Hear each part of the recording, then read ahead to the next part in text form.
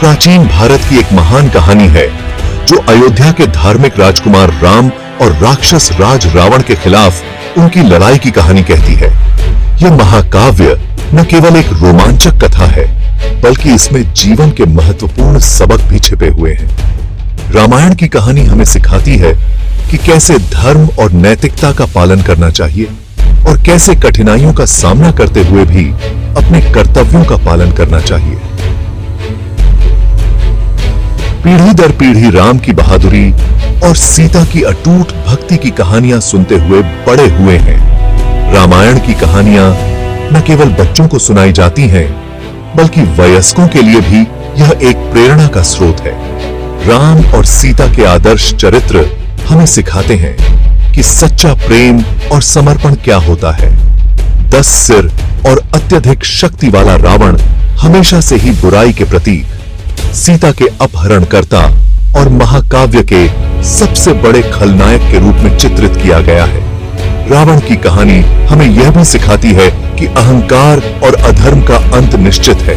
उसकी शक्ति और बुद्धिमत्ता के बावजूद उसका पतन उसकी बुराई और अहंकार के कारण हुआ। पीढ़ी दर पीढ़ी चली आ रही इस कहानी में बुराई पर अच्छाई की जीत, अधर्म पर धर्म की जीत पर जोर दिया गया है। रामायण की यह कहानी हमें यह भी सिखाती है कि सत्य और न्याय की हमेशा जीत होती है, चाहे परिस्थितियां कितनी भी कठिन क्यों न हो। यह महाकाव्य हमें यह भी याद दिलाता है कि हमें हमेशा अपने कर्तव्यों का पालन करना चाहिए और सच्चाई के मार्ग पर चलना चाहिए। रावण को हराकर राम के अयोध्या लौटने के खुशी के मौके पर पूरे भारत में दिवाली मनाई जाती है। दिवाली का त्योहार न केवल रोशनी और खुशियों का प्रतीक है, बल्कि यह अच्छाई की बुराई पर जीत का भी प्रतीक है। इस दिन लोग अपने घरों को दीपों से सजाते हैं और मिठाइयां बांटते हैं, यह याद दिलाने के लिए कि अंधकार पर प्रकाश की जीत होती है। लेकिन क्या इस कहानी में जितना दिखता है उससे कहीं ज्यादा कुछ है? रामायण की गहराई में जाने पर हमें कई और महत्वपूर्ण सबक मिलते हैं। यह महाकाव्य हमें सिखाता है कि कैसे हमें अपने जीवन में संतुलन बनाए रखना चाहिए और कैसे हमें अपने परिवार और समाज के प्रति अपने कर्तव्यों का पालन करना चाहिए। रामायण की कहानी आज भी उतनी ही प्रासंगिक है जितनी सदियों पहले थी। हाल के दिनों में रावण के चरित्र की जटिलताओं को जानने में लोगों की दिलचस्पी बढ़ी है। रावण, जो रामायण का एक प्रमुख पात्र है, अक्सर केवल एक खलनायक के रूप में देखा जाता है। लेकिन क्या यह दृष्टिकोण पूरी कहानी को दर्शाता है?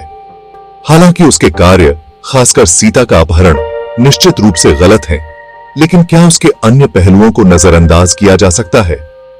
रावण एक विद्वान, एक महान योद्धा और एक कुशल शासक भी था। कुछ विद्वान और विचारक अधिक सूक्ष्म दृष्टिकोण प्रस्तुत करते हैं।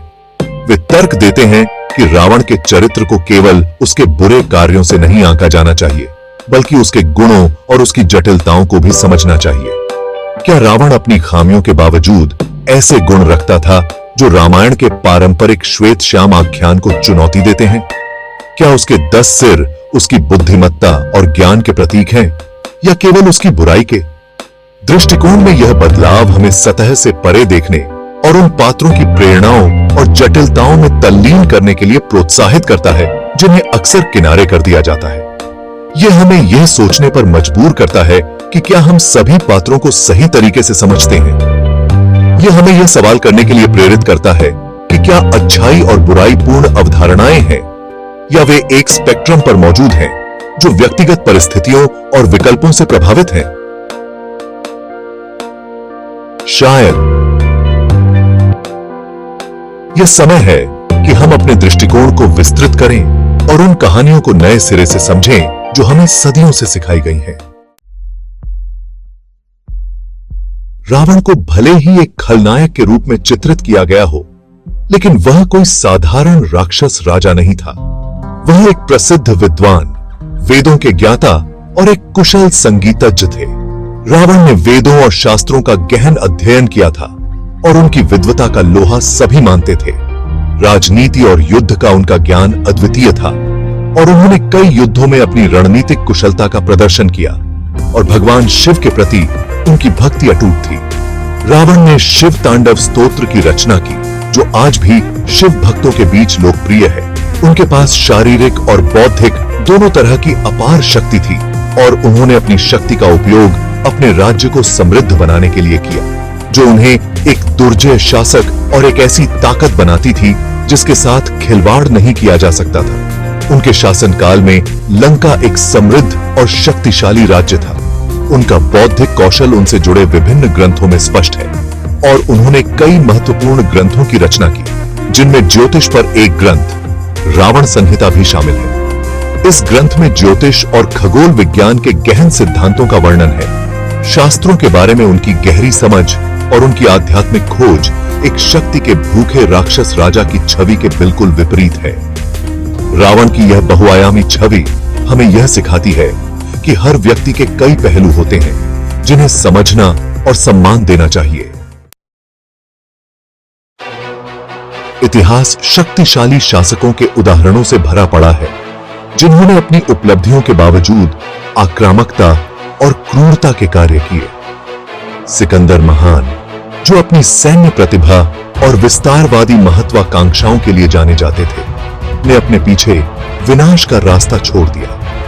मंगोल साम्राज्य के संस्थापक चंगेज खान एक शानदार रणनीतिकार थे, लेकिन व्यापक रक्तपात के लिए भी जिम्मेदार थे। इसी तरह रावण के कार्य, हालांकि व्यक्तिगत उद्देश्यों से प्रेरित थे, ऐतिहासिक शख्सियतों की जटिलताओं को दर्शाते हैं। सीता का अपहरण हालांकि नैतिक रूप से निंदनीय है, लेकिन इसे उनके अहंकार और राम से बदला लेने की इच्छा के परिणाम के रूप में देखा जा सकता है। रावण का शासन हालांकि समृद्धि और उन्नति से चिह्नित था, लेकिन उसका एक काला पक्ष भी था। अहंकार और सत्ता की प्यास से प्रेरित उसके कार्यों ने उसके राज्य पर एक काली छाया डाल दी। सीता का अपहरण उनकी स्वतंत्रता और गरिमा का घोर उल्लंघन, क्रूरता और अन्याय के लिए उनकी क्षमता की एक कठोर याद दिलाता है। इसके अलावा उसका अत्याचार उसके दुश्मनों से परे फैला हुआ था, जैसा कि उसके अपने भाई विभीषण के साथ उसके व्यवहार से पता चलता है। अच्छी सलाह पर ध्यान देने से इनकार करना और संघर्ष के रास्ते पर चलने की जिद ही अंततः उसके पतन का कारण बनी। रामायण में अपने नकारात्मक चित्रण के बावजूद रावण को भारत के कुछ हिस्सों, विशेष रूप से हिमाचल प्रदेश और श्रीलंका जैसे क्षेत्रों में एक देवता के रूप में पूजा जाता है। इन समुदायों के लिए वह बुराई का प्रतीक नहीं, बल्कि एक शक्तिशाली राजा है जिसने यथास्थिति को चुनौती दी थी। यह श्रद्धा इस विश्वास से उपजी है कि रावण एक उदार शासक था, जिसने अपने लोगों की रक्षा की और उसके पास अपार ज्ञान था। उसके 10 सिरों को अक्सर 10 इंद्रियों और शास्त्रों पर उसकी महारत के रूप में व्याख्यायित किया जाता है, जो एक विद्वान और शक्तिशाली व्यक्ति के रूप में उसकी छवि को और मजबूत करता है। रावण का भाई विभीषण रामायण में महत्वपूर्ण भूमिका निभाता है। अपने ही परिजनों के खिलाफ राम का साथ देने के उनके फैसले पर सदियों से बहस होती रही है। कुछ लोग उन्हें एक गद्दार के रूप में देखते हैं, जिन्होंने निजी लाभ के लिए अपने परिवार को धोखा दिया, तो कुछ लोग उन्हें तर्क की आवाज और शांति के अग्रदूत के रूप में देखते हैं। विभीषण का रुख वफादारी और नैतिकता की जटिलताओं को उजागर करता है। पारिवारिक संबंधों की कीमत पर भी धर्म के प्रति उनकी निष्ठा, धार्मिकता के सही अर्थ और अन्याय का सामना करने पर व्यक्ति को जो कठिन चुनाव करने पड़ते हैं, उसके बारे में सवाल उठाती है। रामायण की कहानी कई प्राचीन मिथकों की तरह हमें अच्छाई और बुराई की सरल धारणाओं से परे देखने की चुनौती देती है। रावण हालांकि त्रुटिपूर्ण और नकारात्मक भावनाओं से प्रेरित था, उसके पास ऐसे गुण थे जिन्हें नजरअंदाज नहीं किया जा सकता है। उसकी विद्वता, भक्ति और यहां तक कि अपने परिवार के प्रति उसका प्यार उसके चरित्र में निखार लाता है, जो उसे सिर्फ एक आयामी खलनायक से कहीं अधिक बनाता है। इसी तरह राम के कार्य हालांकि धर्म द्वारा निर्देशित थे, लेकिन उनके अपने परिणाम भी थे। इसलिए रामायण एक अनुस्मारक के रूप में कार्य करती है कि जीवन शायद ही कभी काला और सफेद होता है, और यहां तक कि सबसे धर्मी व्यक्ति भी गलतियां करने में सक्षम होते हैं। रावण की विरासत आज भी लोगों को आकर्षित करती है और बहस को प्रेरित करती है। उनकी कहानी अनियंत्रित महत्वाकांक्षा के खतरों और विनम्रता के महत्व के बारे में एक सतर्क कहानी के रूप में कार्य करती है। फिर भी उनका बौद्धिक कौशल और उनकी अटूट भावना लोगों को आकर्षित करती रहती है, हमें सतह से परे देखने और मानव स्वभाव की जटिलताओं को स्वीकार करने की चुनौती देती है। रामायण अपनी संपूर्णता में हमें याद दिलाती है कि जीवन अच्छाई और बुराई के धागों से बुना हुआ एक ताना बाना है, और इस द्वैत को समझकर ही हम वास्तव में इसके द्वारा दी जाने वाली सीख की सराहना कर सकते हैं।